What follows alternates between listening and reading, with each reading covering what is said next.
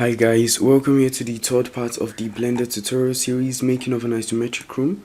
So in this part we were initially meant to color our scene over here, but we are not going to be doing that in this tutorial. We are going to do that in the next tutorial of this video.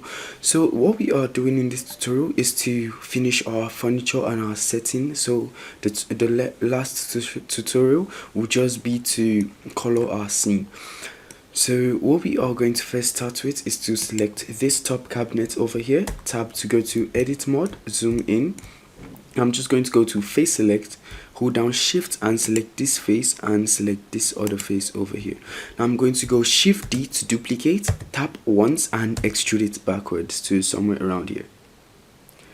Okay, make sure it doesn't poke out through the back. Now next thing we are going to do is to add handles for our furnitures in the room. So what I'm going to do is to first tab back to object mode, select our cursor, place it on the object you want to respawn another object on, and this is what I want it to be, and go shift A and add in a mesh, and I'm going to add in a UV sphere. So I'm just going to shade auto smooth and scale this down a bit to somehow the size. Go to 7 and G along the Y axis to bring this out a bit. So as you can see, I have brought this out to a nice position. Now in order to do this to the other side, I could either mirror this, or there's an easier way I can do this.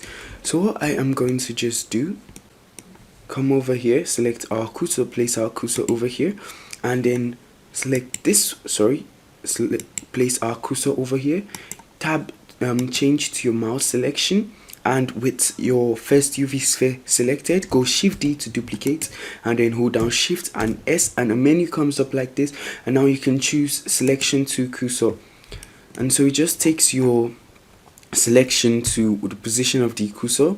Just going to bring this out a bit to somewhere around here. So you can also do that for the cabinet over here. I'm just going to fast forward over here.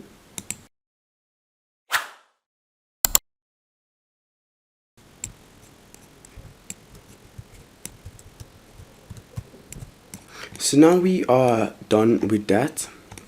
Let me see. Okay, looks nice. So the next thing we are going to do in this tutorial is to add our lamp over here. So I'm just going to take our cursor, place it over here like this on top of the drawer, so somewhere around here. I think this is okay. And now go shift A, add in a mesh, and we are adding in a cylinder. Go to 1 to have front view, scale this down a bit to somewhere around here, and now we are going to scale it on the Z axis. Okay, just zoom in and G and bring it up a bit, scale it again on the Z axis and G along the Z to somewhere around here. Wow, so it's a little bit big, so I'm just going to scale it down more, and G, just trying to position it to the middle. I think this looks perfect.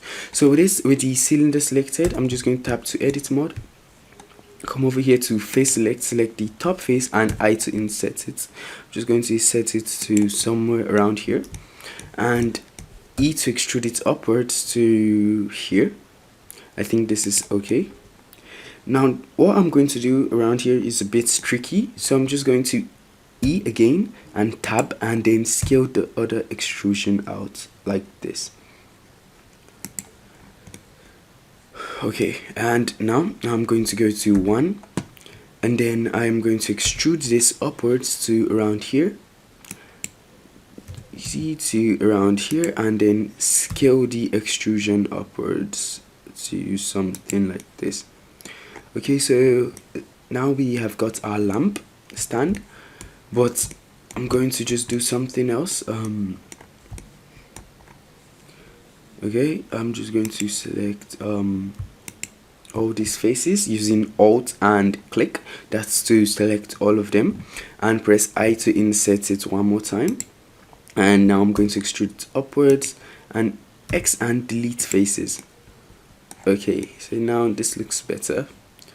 Just going to go upwards, select this face, X, and delete face. Now let's see where this face is. So I'm just trying to select this face below. Okay, I'm going to go to X-ray mode,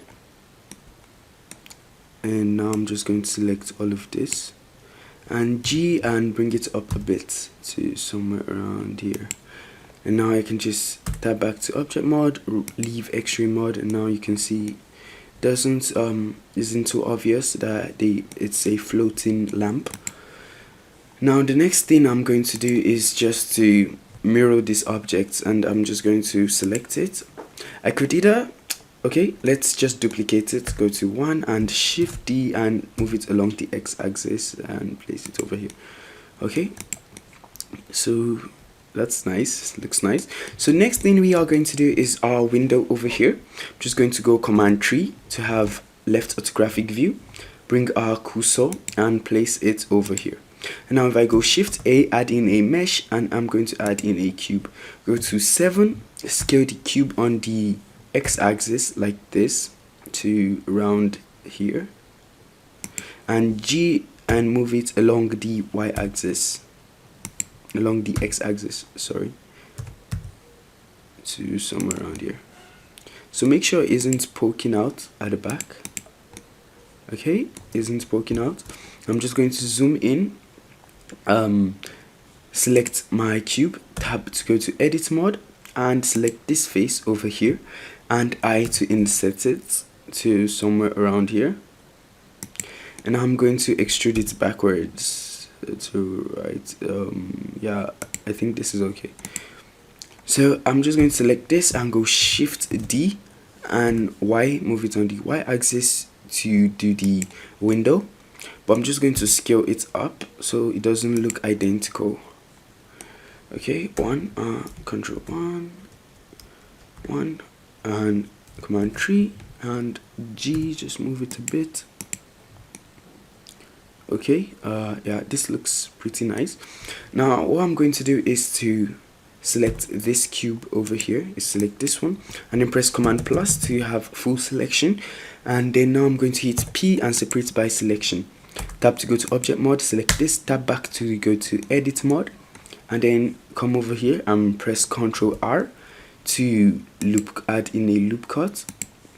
Now we are going to split this. I'm just going to select this tool over here, and then just left click and drag it out a bit to the position you're satisfied with it. And now we are going to do that also for this side. Ctrl R, come over here, select the tool, left click and drag this out a bit to somewhere around here. Okay, now go to face select, select all these faces over here. Sorry, go to face select and select these faces over here, and also these ones all around here. Now I'm just going to extrude it out to be in line, and this looks perfect. Okay, so we have our window already.